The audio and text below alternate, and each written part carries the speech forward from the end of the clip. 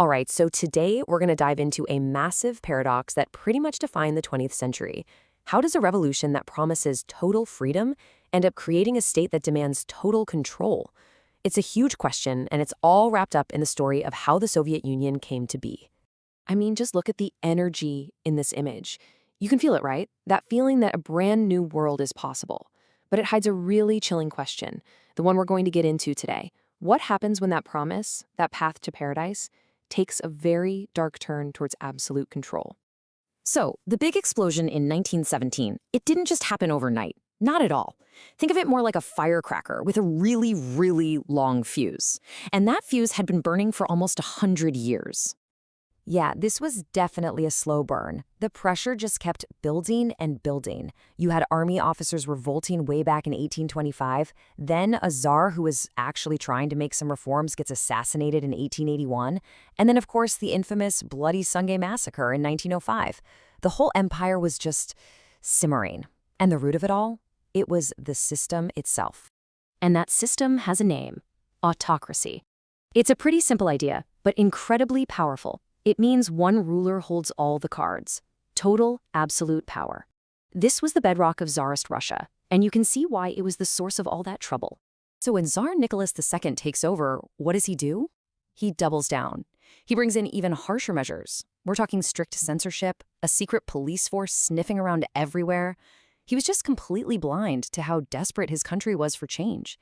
And honestly, that refusal to reform, it pretty much sealed his fate. Okay, so all that pressure we've been talking about, in 1917, it finally boils over. But here's the thing you have to remember.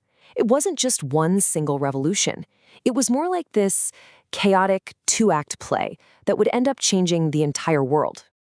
And the match that finally lit that long fuse? World War I. It was the final blow. The numbers are just staggering. Over 4 million Russian soldiers killed, wounded, or captured in the very first year.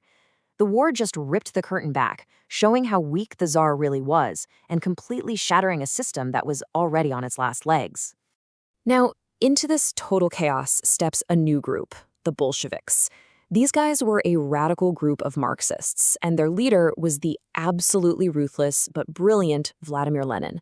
And they had a very different idea from everyone else. They thought you didn't need a mass uprising. All you needed was a small, super committed group of revolutionaries to take charge. And Lenin, he was a political genius when it came to messaging. He came up with this incredibly simple but powerful slogan: peace, land, and bread. I mean, think about it. It was a direct hit on the three things everyone desperately wanted: peace for the soldiers sick of war, land for the peasants, and bread for the starving workers. Brilliant. And you can see the whole chain reaction laid out here. It's like a series of dominoes. First, the Tsar's weak leadership leads to the March Revolution, and boom, he's out.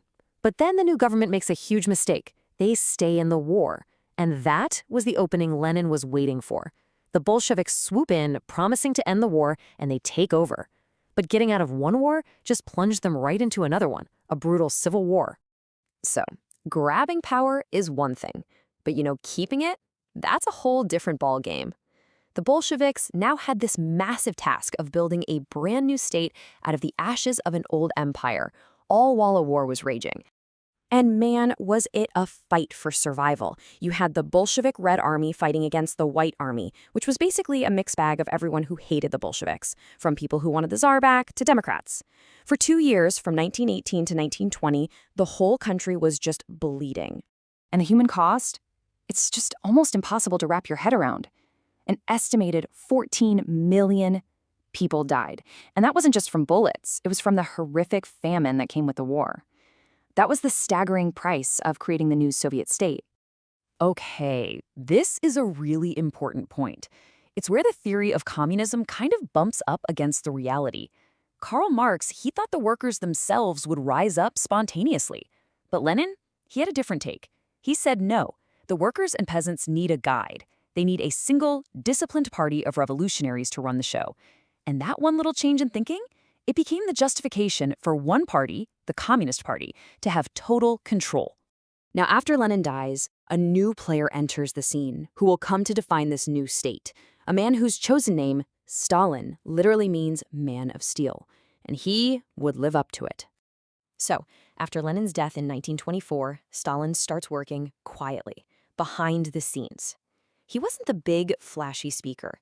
He was the guy putting his friends in key positions, pushing his rivals out.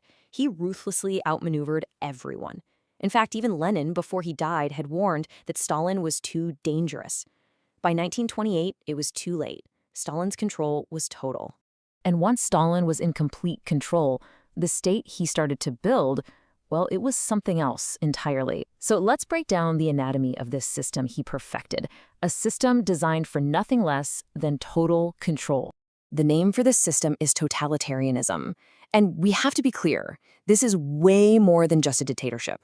A totalitarian government wants total centralized control over every single aspect of life, not just public life, but private life too.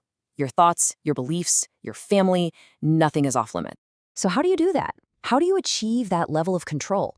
Well, leaders like Stalin have a specific set of weapons. You use police terror to make sure everyone is always afraid. You use indoctrination to shape how people think, starting when they're kids. You use propaganda and censorship to control every piece of information they see.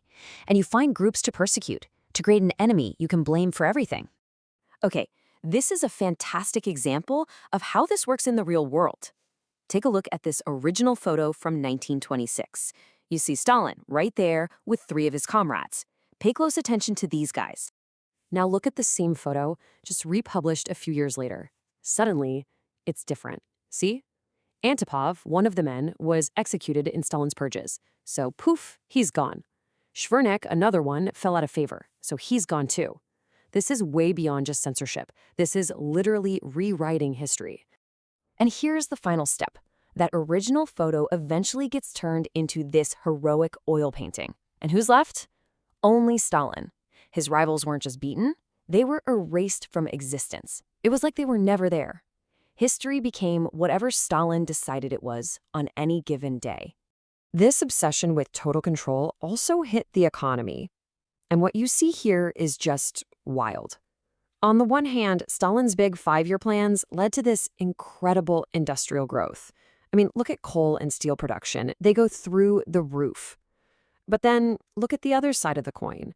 Look what happened to livestock. When the state took over all the farms, millions of animals were either slaughtered by angry peasants or just died from neglect. They built this industrial powerhouse on a foundation of human misery and a collapsed food supply.